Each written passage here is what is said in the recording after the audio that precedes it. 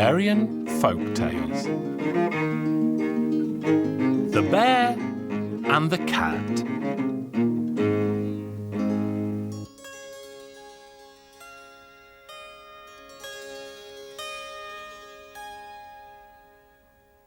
Many, many years ago, in a land far, far away, there lived a bear.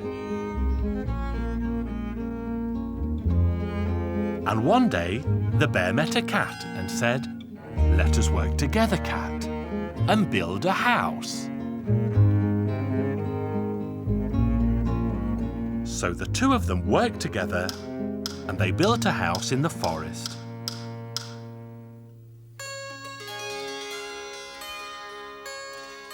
When the autumn came, the leaves began to fall, and the bear said, "The winter will soon be here.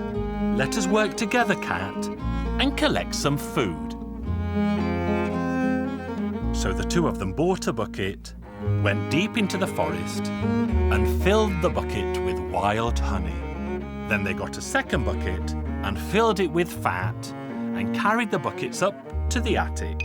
The winter that came was a very bleak one indeed, with plenty of wind, lots of snow, and very cold days. So the bear lay down to go to sleep, while the cat watched over the fire and sat comfy in the warmth. But then the cat slowly became hungry and wondered how it could get out of the house so it could climb up into the attic to eat from the buckets of honey and fat. "Where are you going, cat?" "You will never believe me, but a mouse just came past and invited me to a baptism." "The mouse has just had a baby and says it wants me to be the baby's godfather." "Very well, then you had better go," said the bear. So then the cat sneaked up to the attic and ate a quarter of the honey and a quarter of the fat and sneaked back down again.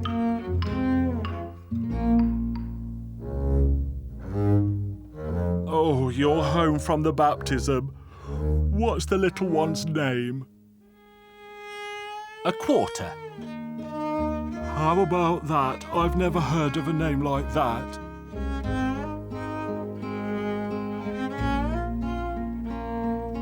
Time went by and the cat got hungry again. "Hey, cat, where are you going?" "Well, you will never believe me, but another little mouse came by and invited me to another baptism." "Very well, then you had better go."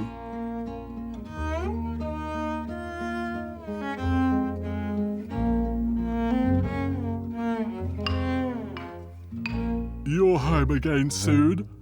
"That's right," said the cat. "And what's the little one's name?" "A half." After a few days, the cat got hungry again and quietly opened the door. "Where are you going, cat?" "You will never believe me, but I've been invited to another baptism. Another baby mouse was born, and I'm to be its godfather." "Very well, then you had better go."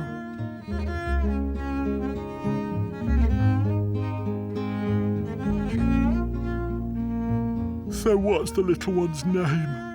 "Nothing." "Oh my, that's the strangest name of all." When the spring came at last, the bear woke from its winter sleep, thin and hungry as it had not eaten since the autumn. "But everything is fine because we have plenty of honey and fat in the attic. Cat, please fetch some and we'll make delicious pancakes with honey." "Go up to the attic, cat, and fetch the 2 buckets down." "Oh, but I'm so dizzy." So very, very dizzy. And we all know that cats don't get dizzy, don't we? But the cat was pretending. "Very well, I'll go and get it myself," said the bear. So the bear went up to the attic and found both buckets empty. "I'm going to teach that bad cat a lesson. Cat, you ate everything up, and that is why you said a quarter, a half, and nothing." The cat denied the whole thing and said to the bear, Let's make a test. We'll both lie in the sun for a while, and whoever ate the honey and the fat will sweat it out, and then we'll know. So they lay down in the sun, and the cat ran up to the attic and scraped what was left of the fat and the honey from the buckets and smeared it on the bear's fur.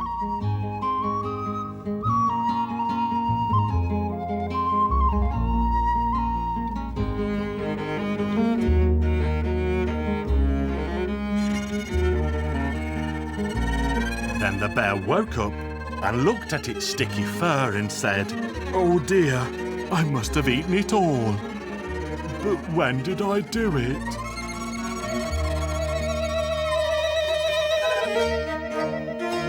When the cat saw the bear, it couldn't stop laughing. And it laughed, and it laughed, and it laughed, and it ran off into the forest. And the poor foolish bear lived unhappily ever after.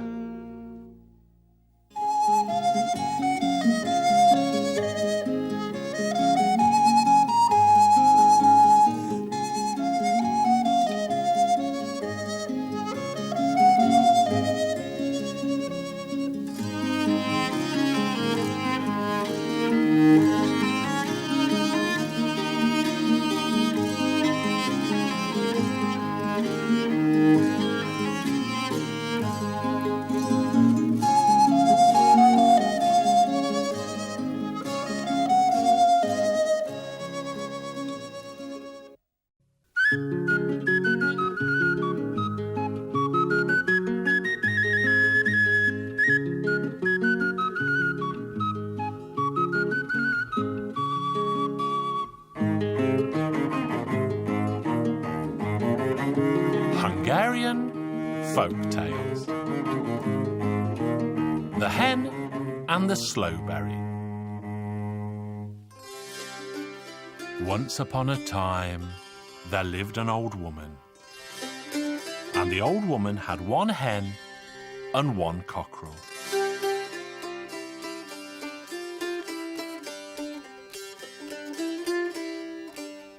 One day the hen was pecking in the bushes when she found a single slowberry. The hen tried hard to swallow the slowberry, but it stuck in her throat. The hen rushed to the cockerel and asked him to fetch her some water because she was sure she would soon choke on the slowberry. So the cockerel ran to the well and said, "Well, give me some water. I'll take the water to the hen because she's sure she will choke on the slowberry." The well said, "I will give you some water if you fetch me a green branch." So the cockerel ran to the tree and said, "Tree, give me a green branch. I'll take the branch to the well will give me water. I'll take the water to the hen because she's sure she will soon choke on the slowberry." The tree said, "I will give you a green branch if you bring me a wreath." So the cockerel ran to the wreath maker and said, "Wreath maker, give me a wreath. I'll take the wreath to the tree will give me a green branch. I'll take the branch to the well will give me water. I'll take the water to the hen because she's sure she will choke on the slowberry." The wreath maker said, "I will give you a wreath if you bring me a pair of shoes." So the cockerel went to the cobbler and said, "Cobbler, give me a pair of shoes. I'll take the shoes to the wreath maker will give me a wreath. I'll take the wreath to the tree will give me a branch. I'll take the branch to the well will give me water. I'll take the water to the hen because she's sure she will choke on the slowberry. I'll give you a pair of shoes if you bring me some glue." So the cockerel ran to the cat and said, "Cat, give me some glue. Then I'll take the glue to the cobbler will give me a pair of shoes. I'll take the shoes to the wreath maker will give me a wreath. I'll take the wreath to the tree will give me a branch. I'll take the branch to the well will give me water. I'll take the water to the hen because she's sure she will choke on the slowberry." The cat said, "I will give you glue if you bring me some milk." So the cockerel ran to the cow and said, "Cow, give me some milk. Then I'll take the milk to the cat will give me some glue. I'll take the glue to the cobbler will give me a pair of shoes. I'll take the shoes to the wreath maker will give me a wreath. I'll take the wreath to the tree will give me a branch. I'll take the branch to the well will give me water, and I'll take the water to the hen because she's sure she will choke on the slowberry." The cow said, "I will give you some milk if you bring me some hay." So the cockerel ran to the reaper and said, "Reaper, give me some hay. I'll take the hay to the cow will give me the milk, I'll take the milk to the cat will give me some glue, I'll take the glue to the cobbler will give me a pair of shoes, I'll take the shoes to the wreath maker will give me a wreath, I'll take the wreath to the tree will give me a branch, I'll take the branch to the well will give me water, I'll take the water to the hen, because she's sure she will choke on the slowberry." The reaper said, "I will give you some hay if you bring me some bread." So the cockerel ran to the farmer's wife and said, "Farmer's wife, give me some bread. I'll take the bread to the reaper will give me some hay, I'll take the hay to the cow will give me milk, I'll take the milk to the cat will give me glue, I'll take the glue to the cobbler will give me shoes, I'll take the shoes to the wreath maker will give me a wreath, I'll take the wreath to the tree will give me a branch, I'll take the branch to the well will give me water, I'll take the water to the hen, because she's sure she will choke on the slowberry." The farmer's wife said, "I will give you some bread if you bring me some firewood." So the cockerel ran to the forest, collected some firewood, and took it to the farmer's wife. Then the farmer's wife gave him some bread, and he took the bread to the reaper. The reaper gave him some hay, and he took the hay to the cow. The cow gave him some milk, and he took the milk to the cat. The cat gave him some glue, and he took the glue to the cobbler. The cobbler gave him a pair of shoes, and he took the shoes to the wreath maker. The wreath maker gave him a wreath, and he took the wreath to the tree. The tree gave him a branch, and he took the branch to the well. The well gave him some water, and he took the water to the hen. But by then, the hen had surely choked on the slowberry.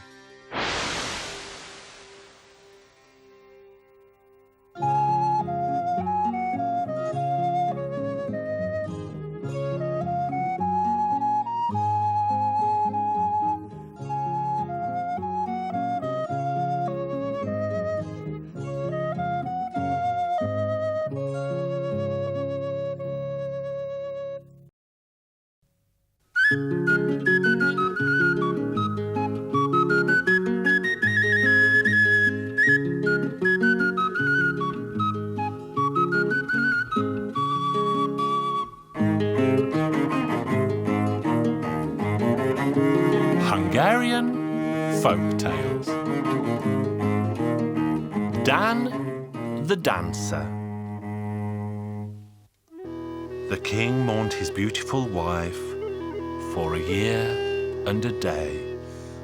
When his mourning was over, he had it announced all over the land that he would marry any maiden who could spin yarn of gold. One old woman heard this news and rushed home to her house to tell her ugly daughter. "Well, my dear, could you spin yarn of gold out of string?"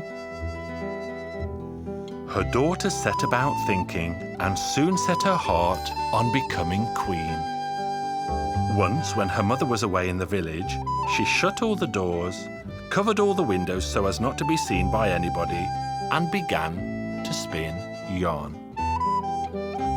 She kept on at it for quite some time, but there was no way she could make yarn of gold out of old string.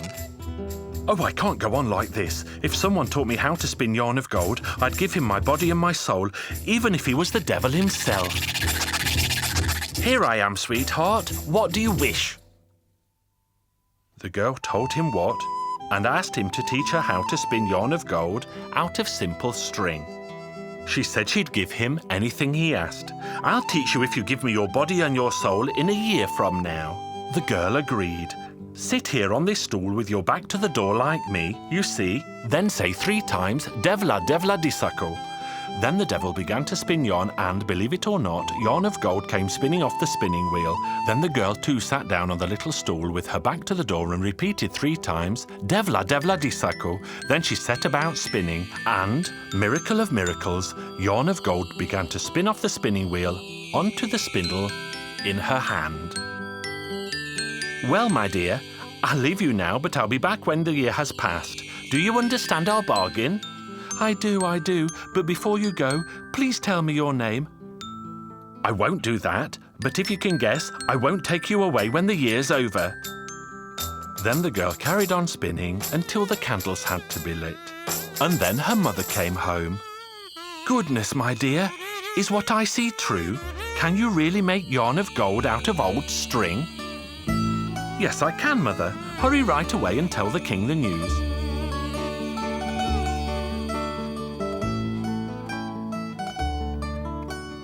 The king found it very hard to believe.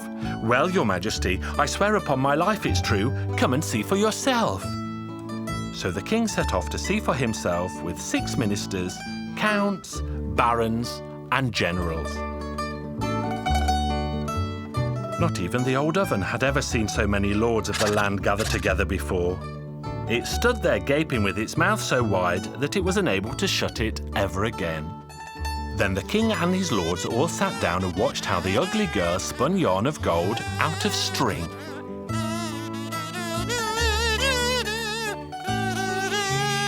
The king was worried that he would have to wed such an ugly girl. But what else could he do?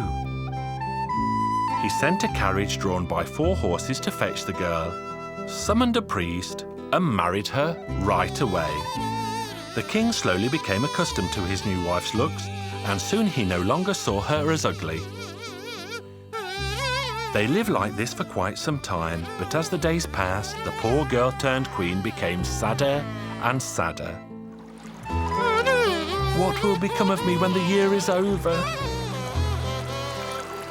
Both the king and the courtiers tried to cheer the queen up, but in vain.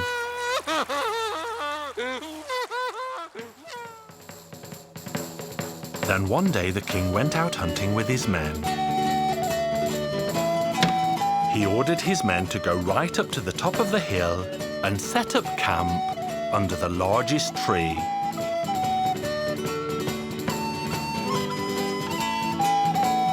We have a problem, Your Majesty. We can't set up camp under the largest tree because a small man shaped like a monster has made a fire there. Maybe we shouldn't go there at all. On the contrary, we'll go and see who it is, even if it's the devil himself. And they reached the top of the hill, and there they saw a fire, and around the fire, a tiny man dancing around a huge pot with an enormous wooden spoon. Burn fire, burn flame, in this pot is what I make, a beautiful bride I will take, and Dan the dancer is no fake. As the king caught sight of him, he burst out laughing and went straight home to tell his wife so that she could have a good laugh too. And that's just what happened. The queen laughed so much that it seemed as though she had no worries in the world. Time went slowly by, and the year she had bargained would soon be reached at noon that day. On the strike of 12, just as the king and queen were about to eat a delicious bowl of soup, there was a knocking on the door. The queen could guess who it was. Who is it? It's me, sweetheart, the one who taught you how to spin yarn of gold out of string. The year's up and I've come to take you away. If you can say who I am, you can stay. You mean your name? It's Dan the Dancer. And to hell with you. Upon this, the little man burst with rage and slammed against the door, and all that was left of him was a big blob of tar. Then the king asked his wife how she knew who the man was. In her great fright, she told him all that had happened. Well, my love, if you can still spin yarn of gold out of old string after this, you can stay. But if you can't, you must leave here and never return. So the woman sat down and said, Devla, devla disako, and she began to spin. But it was no use. No yarn of gold would come off the spinning wheel. The woman had a fit, and in her rage, she flew against the door. There she turned into tar just like the devil. All the shoemakers and bootmakers went there from then on whenever they needed tar. And if I'm not mistaken, they go there still.